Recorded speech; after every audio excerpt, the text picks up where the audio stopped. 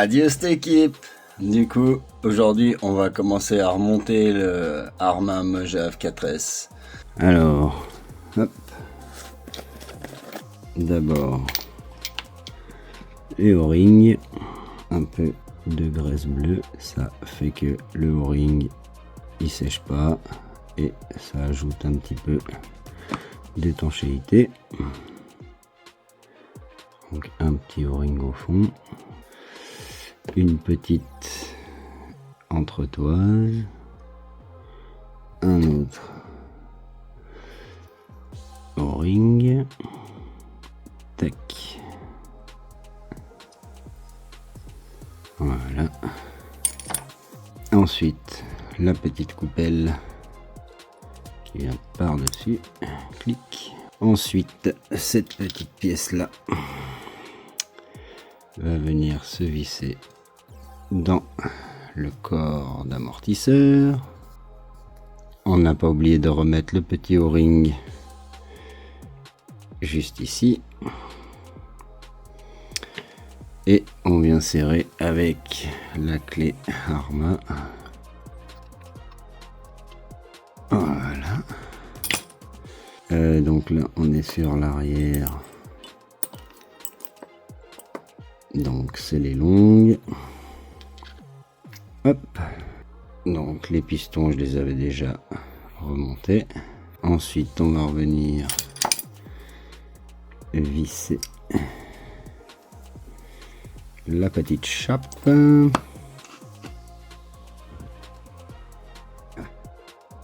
Voilà. Donc là on a notre corps d'amortisseur qui est tout bon. Maintenant on va remplir d'huile. De base c'est de la 300, on met de la 600, on remplit, on remplit, on remplit. Voilà. Ensuite on fait quelques petits mouvements en tournant pour faire remonter les petites bulles à la surface. Il y en a quand même quelques-unes, hein. Donc après un petit peu de patience et elles finissent toutes par remonter. Donc on les voit quand même assez bien. Ensuite on remet quelques petites gouttes pour arriver bien en haut.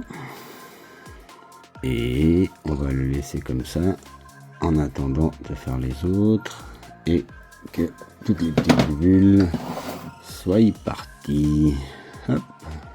Alors pourquoi je mets de la 600 et pas de la 300 comme d'origine? C'est que je trouve que ces suspensions sont magnifiques sorties de boîte, mais comme moi j'y vais un peu plus fort que juste rouler sur de la terre, que selon où je vais c'est un peu accidenté, et ben j'ai un peu ce sentiment que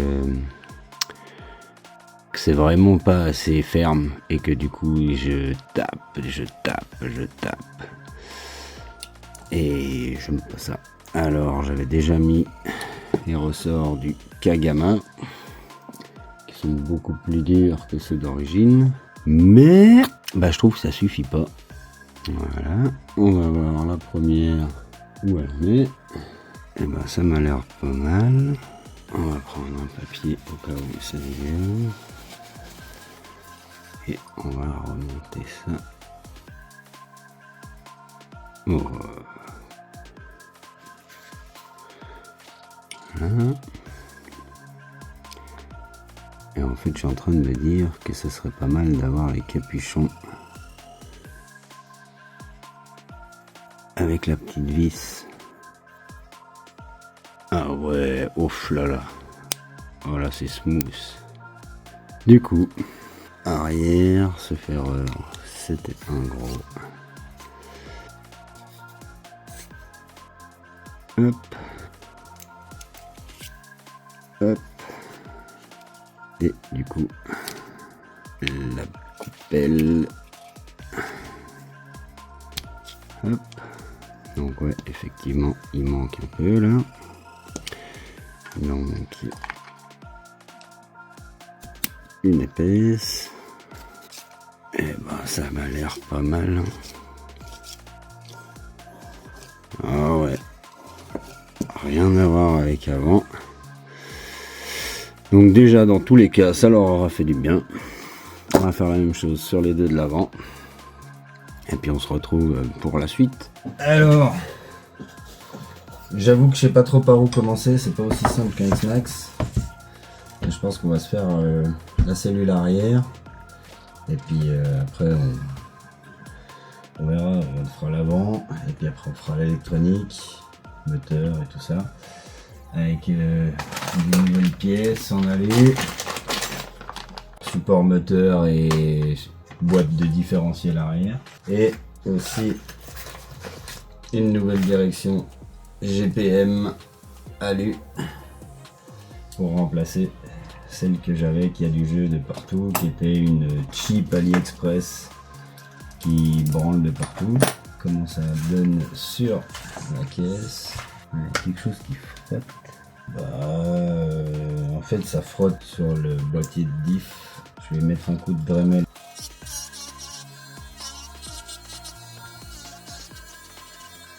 Voyons voir maintenant. Beaucoup mieux. Ouais, là on est bien. Donc ça on peut laisser dessus comme ça. On va partir du principe que les vis qui ont été montées par GPM, il y a de la loctite. Alors diff arrière, c'est celui-là avec sa petite rondelle de cage, ce petit pignon d'attaque. Maintenant il faut que je le mette dans sa petite cage. J'ai beaucoup de roulements qui étaient rincés, donc j'ai acheté un petit set chez Kenzen où en fait dedans t'as tous les roulements nécessaires pour les modèles. Donc sur leur site il y a beaucoup de modèles RC et t'as le kit complet de roulement. Ah, c'est smooth, ah ouais c'est grave smooth, ils sont déjà pré-graissés, enfin ils sont déjà graissés, prêts à l'usage. Donc bim, le deuxième, boum. Et maintenant il faut les deux roulements qui vont là-dessus. Le mesh est parfait, magnifique. Alors là on va y mettre 3 pointes de graisse blanche. Alors vraiment pas besoin de beaucoup, c'est juste pour avoir un peu de gras sur les parties métalliques. Pas besoin que d'en mettre 3 tonnes. Là on va même faire 3-4 tours comme ça. Et il y en a déjà partout. De toute façon avec la force centrifuge ça va partir un peu partout, donc il vaut mieux juste en mettre un tout petit peu, histoire que tout soit bien entre guillemets lubrifié. Le métal ça aime bien, hein. Magnifique. Donc la tourelle arrière, elle est là. Alors ça vient comme ça.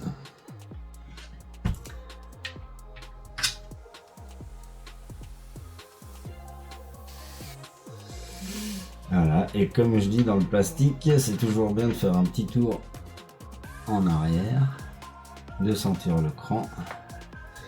Tu vois, je fais un petit tour en arrière et dès que tu sens le petit cran, voilà, tu repars en avant et là tu es dans l'empreinte existante.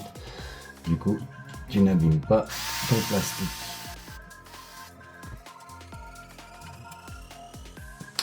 La tourelle arrière est remontée. Maintenant, je sais qu'il y a ces petites protections qui empêchent que cette petite bague là qui retient le pin du CVD là s'enlève, parce que apparemment c'est quelque chose qui arrivait. Donc tu as cette petite protection qui vient comme ça, qui vient faire en sorte que ça parte pas. Donc faut mettre ces parties là avant. Donc là on s'aligne avec le petit trou. La même chose, l'autre côté. Ah, qu'est-ce que c'est smooth. Ah, ça fait tellement plaisir. Donc maintenant ces petites bagues, il y en a des pour l'arrière et des pour l'avant. En démontant, j'ai remarqué que toutes les pièces qui vont à un endroit spécifique sont notées R, F ou R, L pour right and left, et que du coup ça te permet de pas te gourer et de les mettre au bon endroit. Donc du coup lui c'est bon, il est en place. D'ailleurs ils y ont pensé, tu as une petite découpe juste là qui fait que tu peux mettre ton tournevis pour aller démonter ton arbre de enfin, ta transmis. Hop. Donc là on va remonter les bras qui sont dans un état quand même bien mangé, mais encore tout à fait utilisé. Donc hop, lui il va venir de ce côté, voilà, et eux ils sont juste entre guillemets juste retenus par ces grosses pins.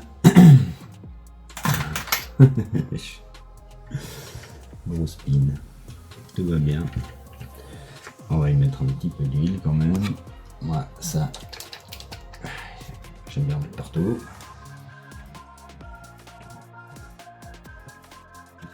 Est-ce que j'y mettrai pas en fait, parce que là je vais m'embêter direct les Protec. Ouais, on va faire ça.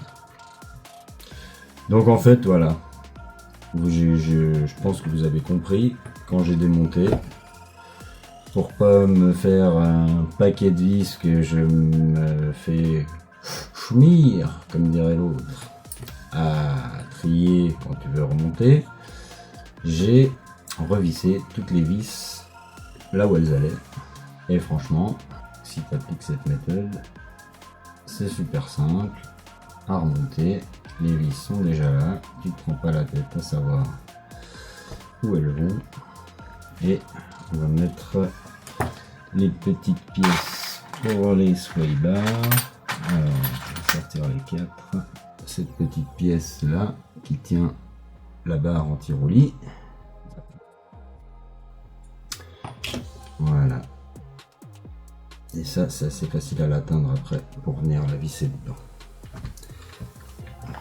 Donc là, on est pas mal.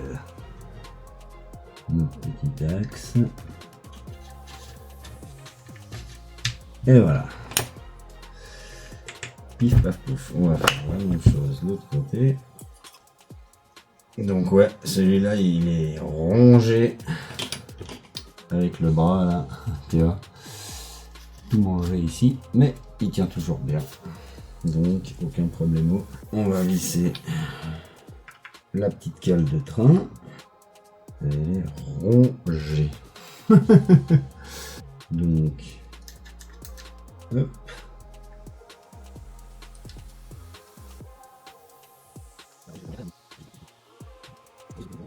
Maintenant on va régler ces trucs et mettre de la loctite.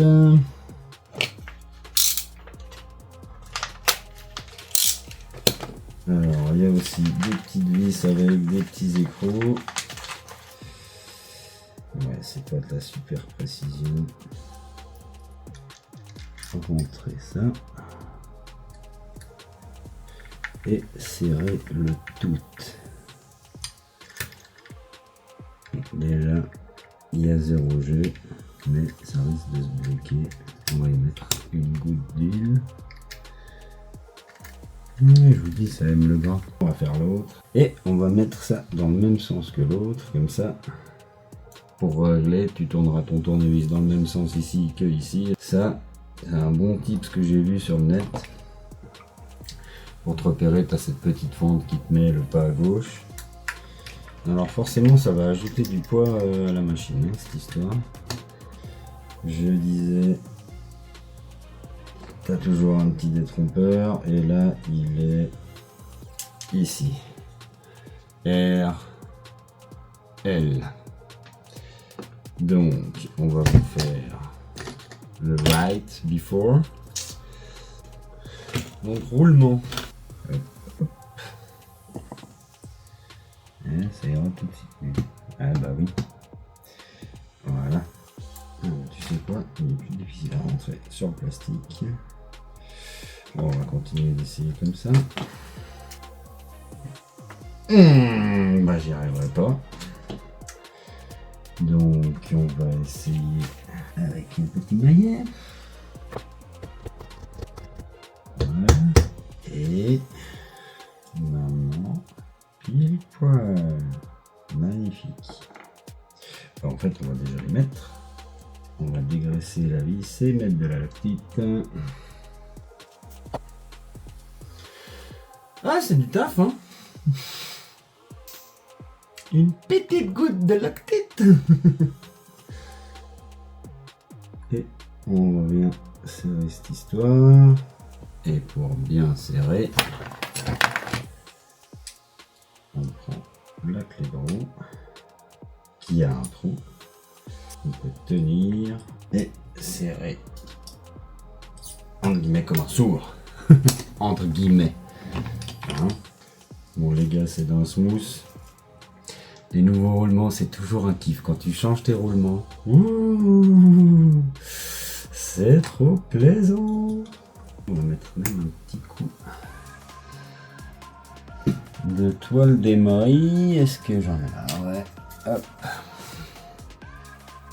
Voilà, ça enlève un peu les petits points de rouille. Enfin, c'est pas de la rouille, c'est un début d'oxydation, les petits points noirs. Ouais, et puis en faisant des petites griffes comme ça, ça garde mieux l'huile. Donc ouais, un peu d'olio, un peu d'huile en français dans le texte. Ensuite, lui dans ses petits inserts. Et lui, où il doit aller. La petite vis de blocage.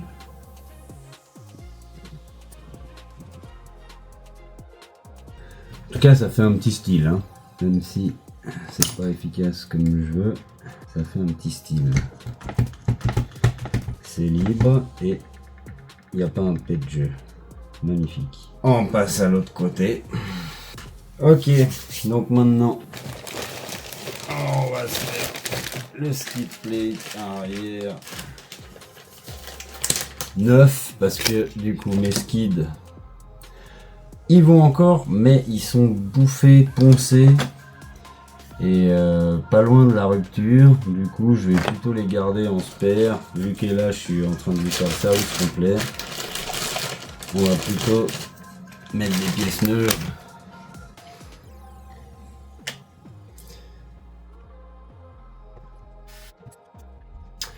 Tac, la petite vis là.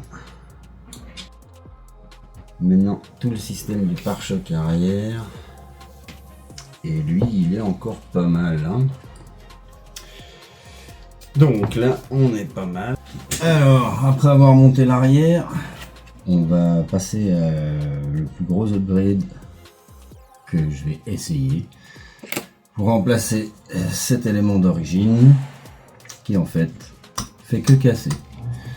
Ça fait 2 fois que j'en rachète un. Et la partie qui clipse là sur l'arrière de la machine, et ben il casse à chaque fois. Donc du coup, on se dit, alu, Loctite obligatoire, différentiel central. Donc lui, il faut lui mettre les roulements. Perfecto. Donc maintenant, on va mettre le moteur. Donc je vais rajouter une rondelle parce que je veux pas aller taper dans le fond des filetages. Hein. Tape dans le fond, ben, je pas ta mère. Un peu le même délire. Je veux pas aller taper dans le fond. Ça risque d'endommager le moteur.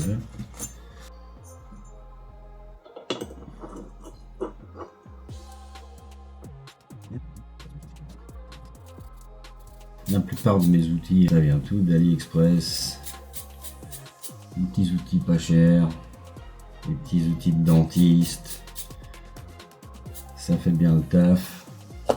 On n'est pas dentiste. Enfin, ce genre de petit outil là, tu vois. Alors c'est pas super solide, hein, mais ça fait le taf. Loctite dans le trou. Ensuite on va passer avec ça. On va ajuster ça. Là c'est pas mal. On va mettre un petit coup de serrage. Léger. On va mettre l'autre côté. Ça me paraît pas mal du tout. On va bloquer ça. J'ai pas envie de mettre la loctite tout le long des trous. Alors on va la mettre directement dans le filetage. Juste. Et la troisième. Alors je pense que ça va lui rajouter un peu de bruit. Ça va faire caisse de résonance cette histoire. En tout cas c'est joli. Ouais, bah forcément ça va avoir un bruit beaucoup plus métallique. Donc maintenant il y a encore le petit cache qui vient se mettre là. C'est le genre de truc t'as pas envie que ça se dévisse. Alors,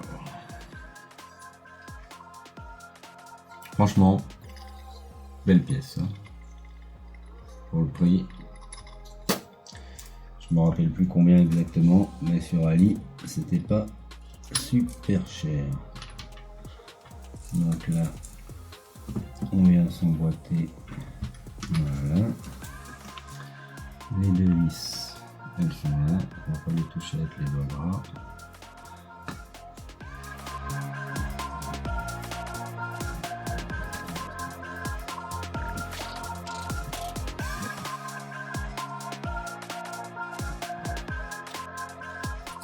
Et maintenant, on va mettre la petite pièce du dessus qui vient se crocher.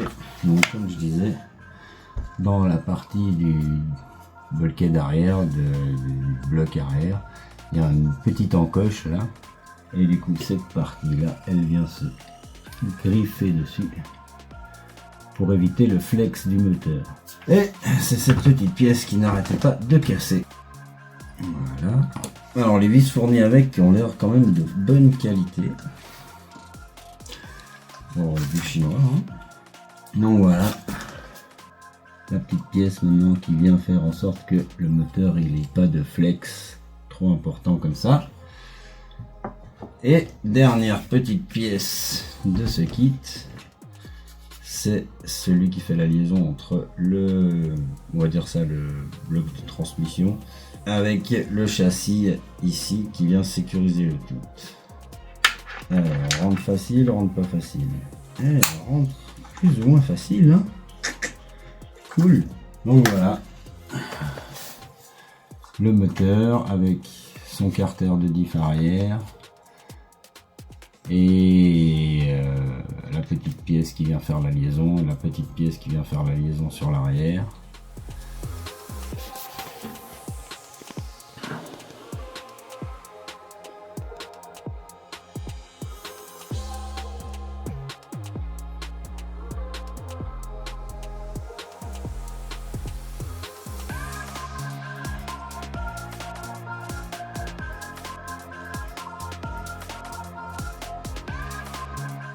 Maintenant on va passer à la partie avant et la partie électro, toute propre, toute belle avec un nouveau servo 71 kg que je pouvais pas mettre sur le Creighton mais qui rentre parfaitement ici, même si c'est un peu surpuissant ou pas, ou trop de couple, je sais pas, on verra à l'usage. Je teste ce nouveau sauve-cerveau qui ma foi m'a l'air très efficace, un peu souple à mon goût, mais fait mieux le taf que celui en plastique. On continue, comme vous pouvez le remarquer. Et j'ai pas la même tenue, donc c'est que c'est quelques jours plus tard. Je voulais vous parler d'un petit truc que ça fait longtemps que je vous ai pas parlé. C'est pas que je veux faire la pub, mais que c'est tellement pratique de ouf. En fait, quand je fais des nettoyages, que ce soit complet comme celui-là où je démonte tout, ou juste pour les nettoyages après les grosses sessions de boue, ou bien ta voiture elle est pleine de feuilles, de machin, de trucs, tu fais des nettoyages. Pour éviter que toutes tes pièces métalliques ne rouillent et tout, ben On a tous tendance à souvent utiliser la soufflette, mais à savoir que la soufflette c'est froid et humide, donc du coup et c'est tellement puissant que ça peut faire rentrer aussi de l'humidité qui n'était pas rentrée dans les endroits où il faut pas.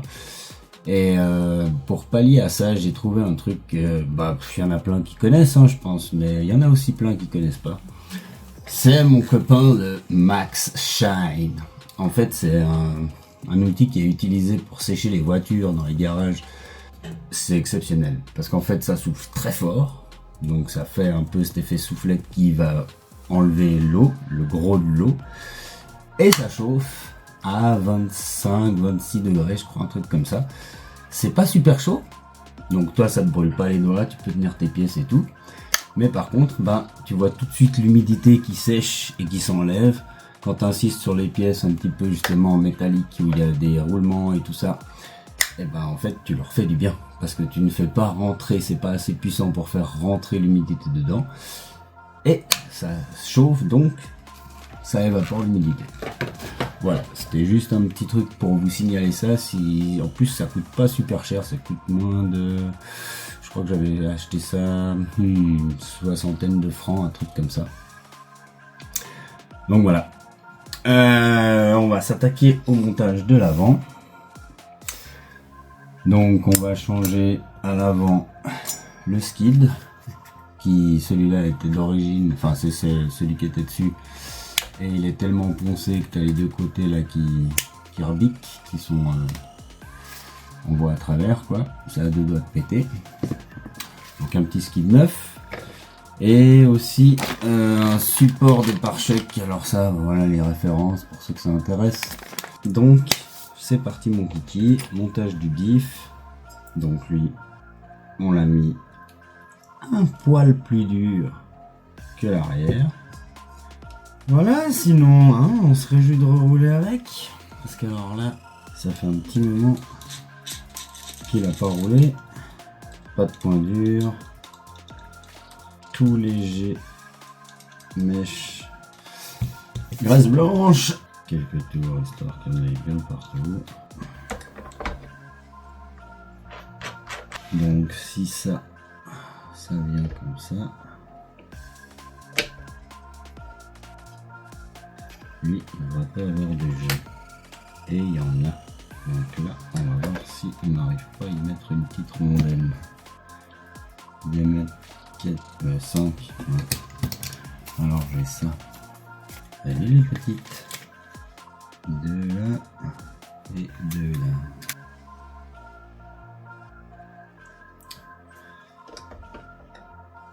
On peut encore en mettre une. J'aurais aimé qu'elle soit un peu plus large au diamètre extérieur, plus grand diamètre extérieur pour qu'elle rentre vraiment pile poil dans le rond. Ben, ça va faire un peu un nid à saleté. Mais bon, comme dirait l'autre, faut faire avec ce qu'on a. Bon, on va visser tout ça. Hein.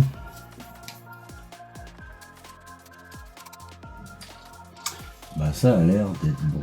Parfait. Lui, toujours libre. Tout petit de ce côté. Rien là. Hop. On va se mettre les 4 autres. Nickel. Nickel.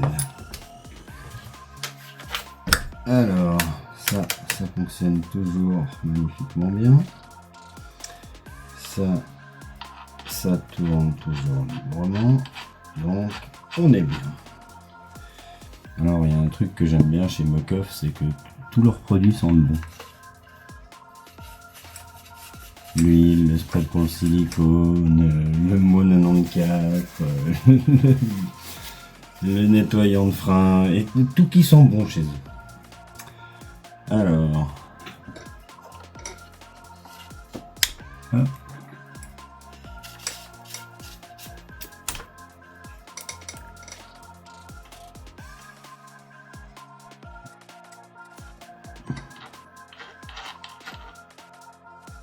Alors, on va se mettre les petits trucs qui protègent la bague. En fait c'est simple, ça va comme ça.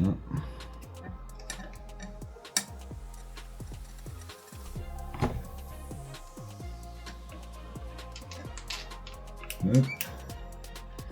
Donc du coup mes biellettes.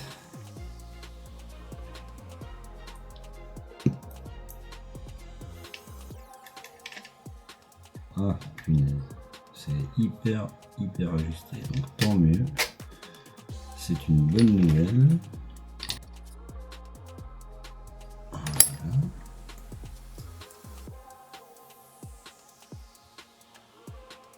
Zère difficile. Je crois qu'on va faire comme les autres. Petit maillet.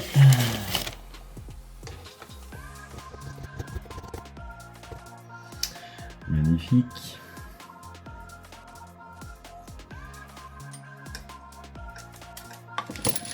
Alors c'est dommage, forcément à chaque fois que tu achètes des trucs.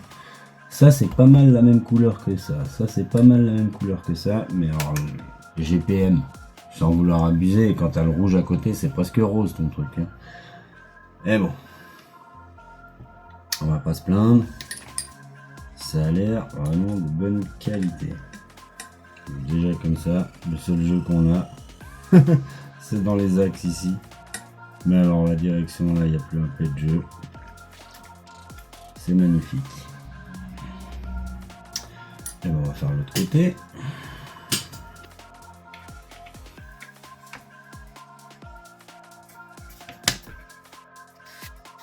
Hop, dessous.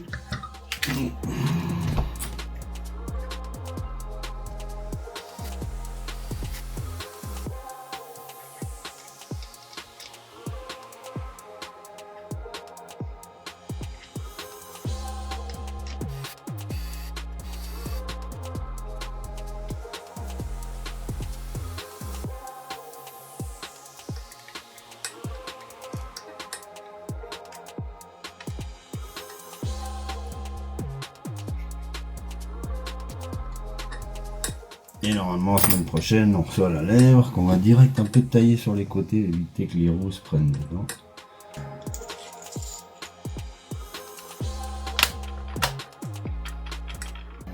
Electronish.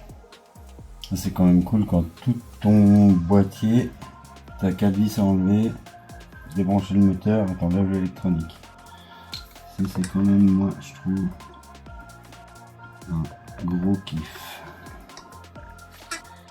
Faut que je mette cette punaise de Barston. Et encore ça. Petit moment de vérité quand même.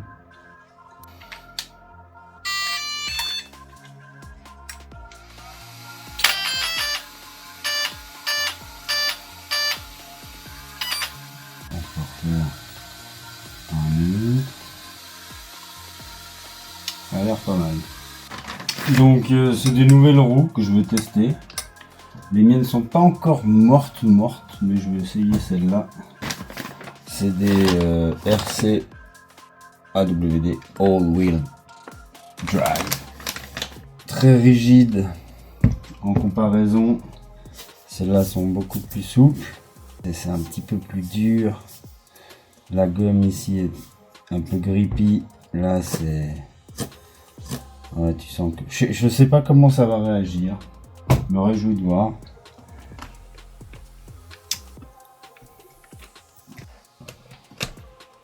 tout cas, ils ont de la gueule avec leurs petites jantes rouges que tu peux prendre, je crois, en blanc aussi.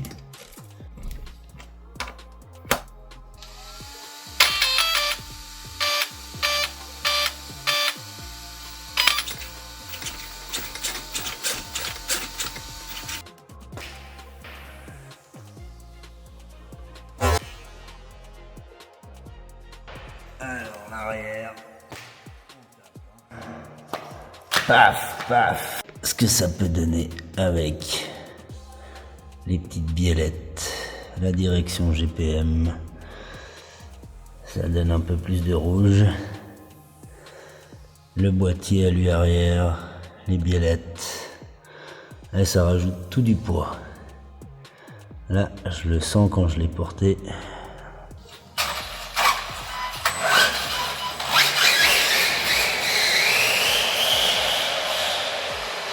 Bon bah ça marche nickel, hein. On est content, hein. On se réjouit de leur aider. Direction super efficace avec ce cerveau 9 iMode 71 kg. Le petit boîtier alu a l'air de parfaitement faire son office. Maintenant, il ne reste plus qu'à voir dans le temps. Vérifier un peu les serrages tout le temps. On a rajouté la bavette qu'on a coupée un peu sur les côtés pour éviter qu'elle se prenne et que j'ai collé à la chougou à l'intérieur. Et du coup, waouh, on a posé la protection Basher Skin qui, entre nous, je suis pas pro américain, mais elle va trop avec les couleurs de la Karo et ça claque. Alors toujours utiliser le fun pour bien faire activer la colle et pouvoir tu vois là il y a des petits creux et tout dans ce châssis, donc du coup comme ça s'adapte bien. Voilà. Et je lui ai commandé une nouvelle carrosserie qu'on va faire renforcer chez Bullet Liner. Et je ferai en même temps la nouvelle du Savage parce que j'ai une nouvelle carrosserie depuis longtemps et je veux aussi la faire protéger. Et voilà, on a reçu le petit paquet de chez Mathieu, Bullet Liner. La carreau du Savage XL. Voilà, toute protégée. Va falloir trimer, mettre toutes les petits trucs en plastique là, les calandres et arceaux et tout. C'est de la bombe. Et dessous, on a la carreau tant attendue du Mojave. Et là, pareil, va falloir trimer plein de trucs. Commencer par toutes les ventiles, toutes les fenêtres, toutes les trous. Mais ça va bien déglinguer. Allez au boulot. Donc là, après quelques galères, il a fallu un peu usiner là où il y a les plots de carreaux. Sinon ça passait pas. Usiner aussi les petits... J'ai fait un renfort de ça en mode homemade parce que il était tout défoncé. Et voilà, tout s'est mis parfaitement. Les pièces à l'avant, aucun problème. Pièces à l'arrière, j'ai dû découper un petit peu le plastique parce que forcément on a mis de l'épaisseur en plus. Donc voilà. Un petit peu de trimage, d'usinage pour les ouïes. Et puis voilà, hein, tout s'est reposé parfaitement. Alors après, petite déception de cette nouvelle carrosserie, c'est les peintures. Normalement, la ligne bleue s'arrête sur l'arête. Et la ligne noire, pareil. Et de l'autre côté, tu vois, c'est l'inverse. Donc, je sais pas, il avait bu un peu le peintre. Du coup, tu as la même chose avec le rouge à l'arrière. Tu vois, il va carrément à la moitié sur l'extincteur. Là aussi.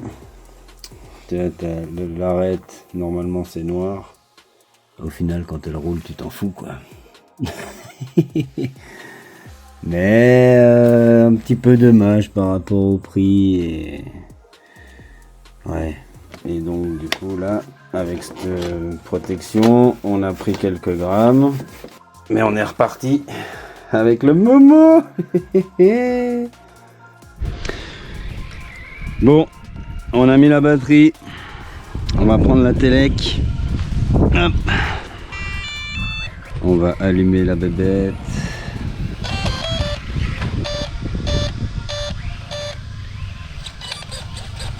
Oh, la direction, elle n'a plus rien à voir.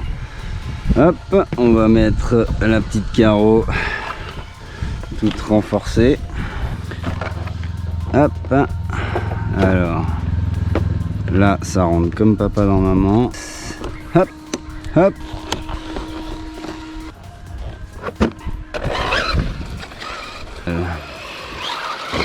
Oh, les suspensions, c'est beaucoup mieux.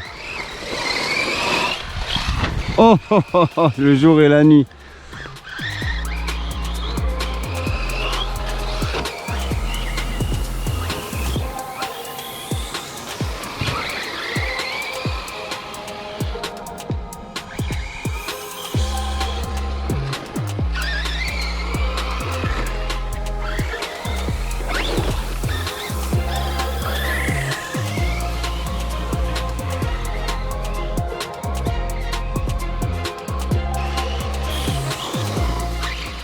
Ouh, les pneus ils accrochent. Les nouveaux pneus de chez AliExpress.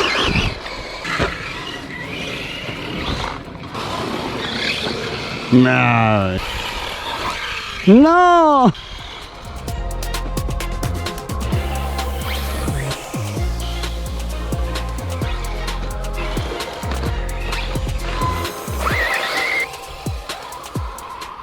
Alors pour ça je préfère les roues d'origine, hein. Là la différence elle est ouf. L'accroche dans les virages quoi. C'est dingue. Bon bah ils ont du grip hein. Oh ce saut parfait.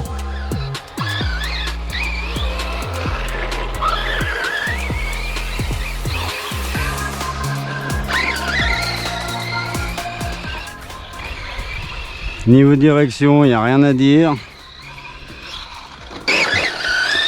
Bon, je réfléchis aussi et les pneus accrochent beaucoup, mais on a durci un peu les huiles de suspension et du coup, il est moins... Comment? Équilibré, voilà, tu vois, au niveau de comment les suspensions s'écrasent dans les virages.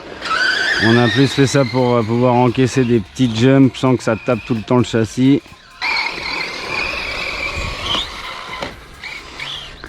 C'était beau ça.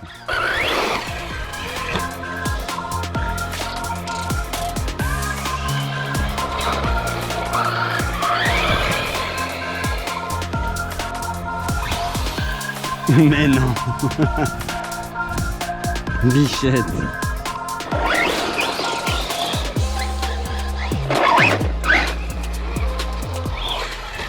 Ah, j'ai dû péter un truc.